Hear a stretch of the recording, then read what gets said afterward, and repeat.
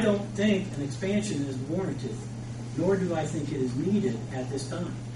There has not been enough just cause or just deliberation over, or somebody telling me that this place would use it, this place would use it, this is going to happen, this is going to happen. And we're talking about eminent domain here. We're talking about taking people's land. You, as far as the BOAC on the deed, as you were told, that is IC code. No. State, that's what you were told. That's what I was told by who? By the attorney. By whose attorney? BOAC and the city is through that. But if you're saying that he would tell you something that isn't correct, he is... All I'm telling you is that's BOAC's attorney. That's a separate entity. We're a separate entity. Am I not correct? They are under us. But are we not a separate entity? We are the city of Greensburg. Yeah, we are. And we have all these different boards under us. And I know. And that is what it said. And if you're saying that he would tell you that this is not, that it shouldn't be a state statute, that it's an IC code, that the name is on there. And then he mentioned, well, you can go to the State House and, find this out. But you're saying that, no, I'm saying there's options. There's options to where it did not have to be under BOAC's names. May I ask our city attorney, unless you're biased, are you aware of the BOAC and the Indiana Code? Is it automatic if you have a Board of Aviation Commission that they automatically inherit these by Indiana law? Inherit what? The name of the airport is in their name. Oh, is it titled in there? Yes. I don't know that I know the answer to that specifically. I mean, I think that I think what Helen and Bill are saying are actually agreeable with one another. I think Helen's right that the BOAC falls under the umbrella of the city. But I think what was also discussed at the last meeting was that the way that the code creates these type of commissions is they have a fair amount of autonomy as to what they can and cannot do. But again, it falls under the umbrella of the council for the reason that, for example, that if they were to seek financing for some of the money for the land acquisition that's been discussed, then if they come to this, if they elect to do it through bonding, they're going to have to come before this board or this body, and so they certainly still fall under the umbrella of the city. But again, they do have a fair amount of autonomy to carry on business, if you will, of the aviation department. So I mean, I think you both said it. I don't think either one of you are wrong. There's a lot correct about what you both said. That's why they weren't put in as, Mayor, correct me, you were on council, that they were not made an authority. Right, because then they become their own entity and they become a taxing entity. And I might be out of line here, but I'll tell you what, we all have our jobs to do, no matter what board, commission, job, responsibility we have. I don't see why you don't let the BOAC do their jobs, what they're empowered to do according to Indiana law, and the council do their jobs, which you are empowered to do by Indiana and local law. And that's when the time comes, if they have not built a case, it's in your hands to say, no, we're not going to go with the bond, we're not going to let you borrow the money, and then the airport comes to a standstill.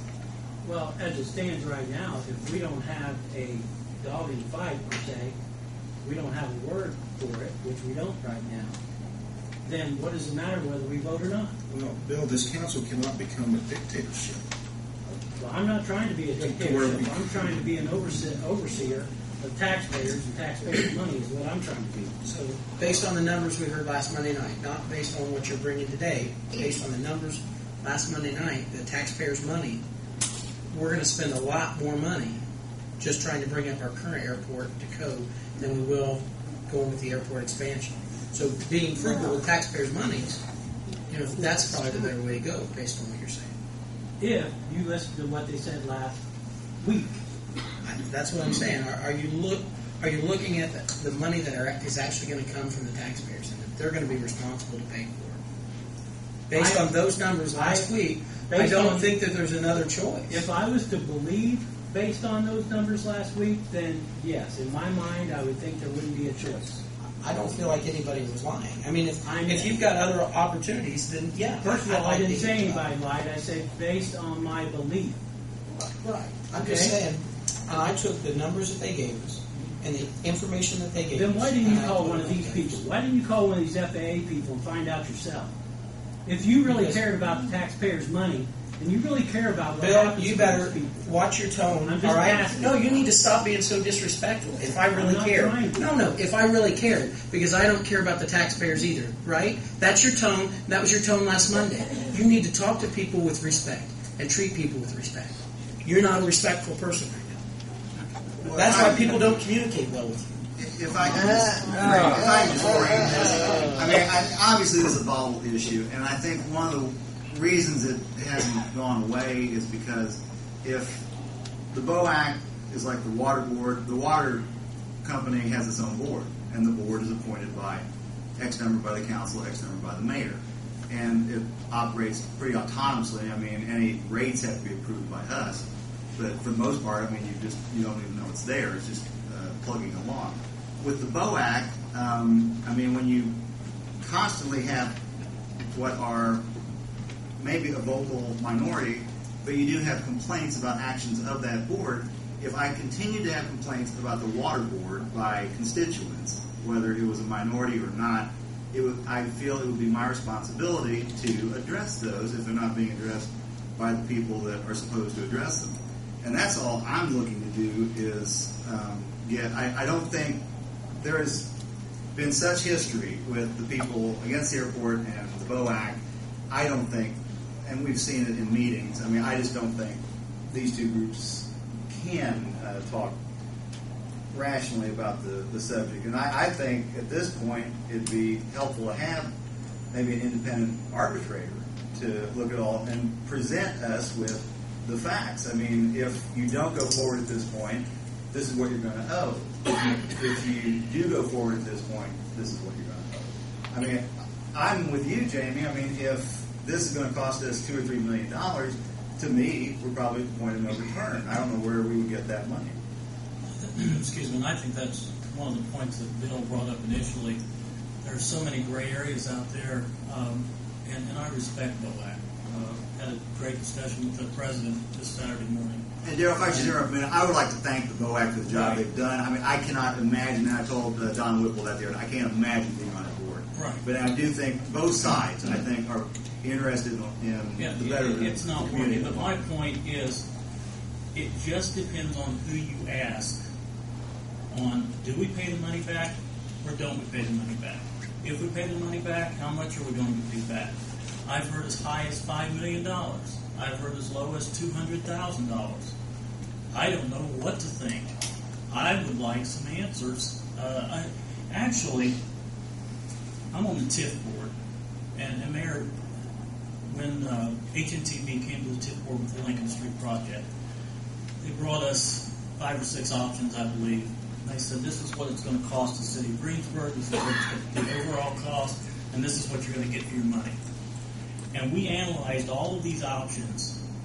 I think we ended up going with the initial option anyway.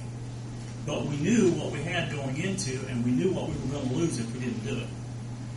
I would like to see maybe BOAC come up with some kind of a spreadsheet and present that to the council. What are we going to get if we close the airport? What are we going to get if we don't expand the airport? What are we going to get if we update the airport as it is now? And at least we would have some kind of an idea to make an educated decision. I don't like eminent domain either, and I'll go ahead and weigh in. At this point, I don't feel that using eminent domain, I don't think the need is there to use eminent domain for this airport expansion. Unless, as Herman said, we get into $3 or $4 million,